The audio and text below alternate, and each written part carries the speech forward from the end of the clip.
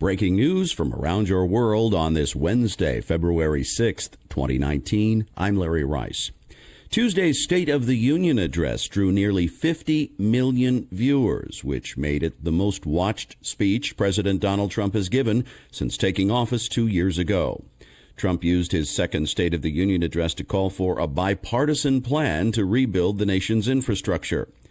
Both parties should be able to unite for a great rebuilding of America's crumbling infrastructure, Trump said during the speech. This proposal, short on details, echoed one of the goals from his first State of the Union address. In January 2018, Trump proposed to spark $1.5 trillion in infrastructure spending from public and private sources. Democratic senators were optimistic after the speech that an infrastructure package could gain support from both parties and reach the president's desk. Trump also hammered his case for building a wall along the U.S. Mexico border, insisting the situation represents a crisis that demands a physical barrier. He issued a broad call for all sides to work together, compromise, and reach a deal that will truly make America safe. Opinion polls taken after the address showed most viewers had a positive reaction to the speech. A CNN survey showed 59% had a very positive opinion. The House Intelligence Committee voted in a closed-door hearing Wednesday to send testimony concerning the Russia inquiry to Special Counsel Robert Mueller, which could result in perjury charges. The Democratic-controlled panel met Wednesday and approved sending the transcripts for the Justice Department probe. The records they approved to be sent to Mueller's office involve committee testimony from about 50 interviews in the case. Panel chairman Representative Adam Schiff said Mueller's investigators had access to the substance of the transcripts, but couldn't level perjury charges until they were transmitted by the committee. They have been undergoing a declassification review. Since May 2017, Mueller has charged 34 people, mostly Trump campaign officials and advisors, in the case. Ultimately, the probe is investigating whether the campaign of then-candidate Trump colluded with Russia to gain an advantage in the 2016 presidential election and dig up dirt on Democratic candidate Hillary Clinton. The U.S. envoy for North Korea arrived in Pyongyang Wednesday for talks with his North Korean counterpart on the upcoming bilateral summit. Special Representative Stephen Biegun left Seoul earlier in the day to fly to the North Korean capital, where he will meet his counterpart, Kim Hyok-chol. The meeting comes as the second summit between President Trump and North Korean leader Kim Jong-un is being planned to take place in Vietnam from February 27th through the 28th. The U.S. State Department said that Biegun and Kim will prepare for the summit and will touch on issues regarding denuclearization of the Korean Peninsula. The two men first met last month when Kim accompanied Kim Yong-chol, considered the right-hand man to the North Korean leader, on a visit to Washington. Biegun's latest visit is his first time in 3 months. He previously went to Pyongyang in October with U.S. Secretary of State Mike Pompeo. Israeli Prime Minister Benjamin Netanyahu announced plans to travel to Russia later this month to meet with Russian President Vladimir Putin. The February 21st trip is the first formal meeting between the two leaders in about a year and is expected to address Iranian efforts to establish a military presence in Syria. Netanyahu said, "It is very important that we continue to prevent Iran from entrenching in Syria. This is the main subject I will be discussing with President Putin." The meeting will be the second time the two leaders have been together in one place since Russia said the Israeli government was solely to blame for downing a Russian intelligence plane in September. The two met briefly in Paris in November during a celebration for the 100th anniversary of the end of World War I. Netanyahu made the announcement during a news conference with Austrian President Alexander Van der Bellen on Tuesday. The two plan to discuss technology and cybersecurity, as well as sign an agreement on culture and science. China could soon build 4 nuclear aircraft carriers to bolster its presence in the South China Sea, a plan that experts say could increase the risk of maritime clashes. Chinese military experts said this week Beijing wants to deploy 6 aircraft battle groups to sea by 2035, and 4 of the 6 will be nuclear-powered. The South China Morning Post reported Wednesday The country needs to keep developing until it is at the same level as the United States. Electromagnetic catapults are expected to be part of all China's new carriers. The launch system can launch more aircraft than older technology.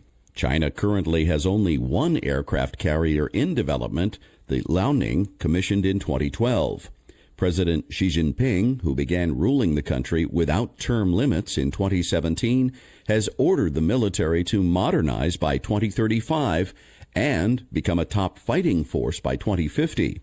PLA ground forces now represent less than half of China's 2.25 million troops, according to the Xinhua news agency. By contrast, China has increased the number of naval vessels from 512 to 714 since 2012. Treasury Secretary Steven Mnuchin said Wednesday there are no plans yet for President Trump and Chinese President Xi Jinping to meet soon in hopes of finalizing a trade deal, though Mnuchin plans to travel to China's capital next week to continue negotiations. The U.S. and China are in the midst of talks aimed at resolving a costly trade war, and Trump has said a comprehensive agreement is unlikely to be inked until he meets with his Chinese counterpart. Mnuchin and Trade Representative Robert Lighthizer are leading a team to Beijing next week to continue the talks, but nothing is yet on the books for a Trump-Xi meeting. Trump and Xi last met in December in Argentina. Trump hiked tariffs on $250 billion worth of Chinese goods over complaints that China steals or pressures U.S. companies to hand over technology in return for market access. The U.S. has said it will further boost tariffs on $200 billion of those goods unless an agreement is reached by March. Mnuchin said officials were focused on the upcoming talks in Beijing and meeting that deadline. Canadian pharmaceutical industry lobby groups, in an effort to head off a planned crackdown on prescription drug prices, offered to give up $8.6 billion Canadian in revenue over 10 years, freeze prices, or reduce the cost of treating rare diseases, according to interviews and documents seen by Reuters.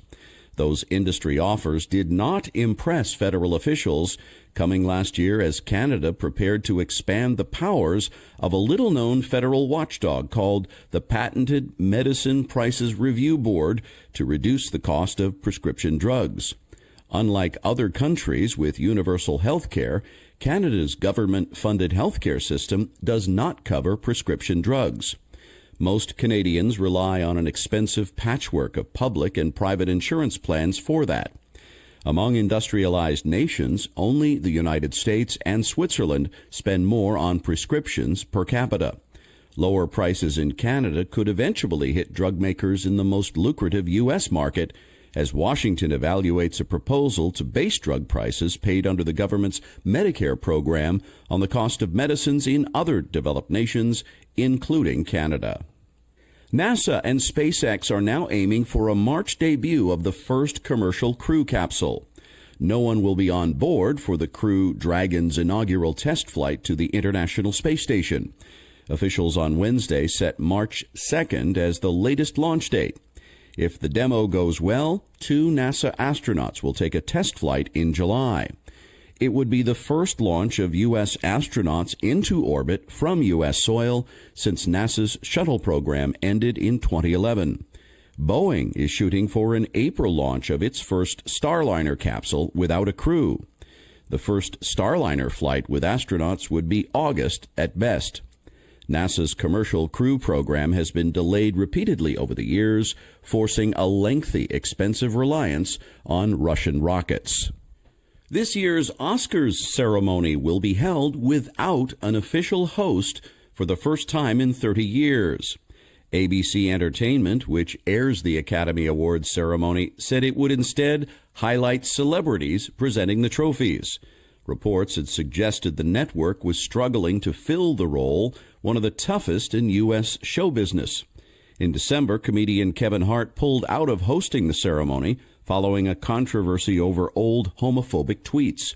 He said he did not want to be a distraction and that he was sorry he had hurt people. The Oscars host usually delivers an opening monologue, as well as being responsible for many of the ceremony's memorable comedic moments.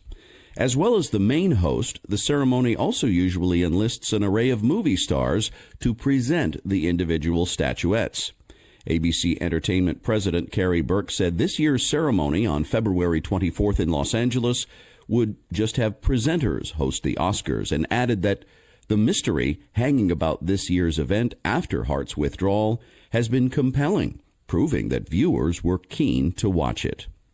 And that's your update for this Wednesday, February 6th, 2019.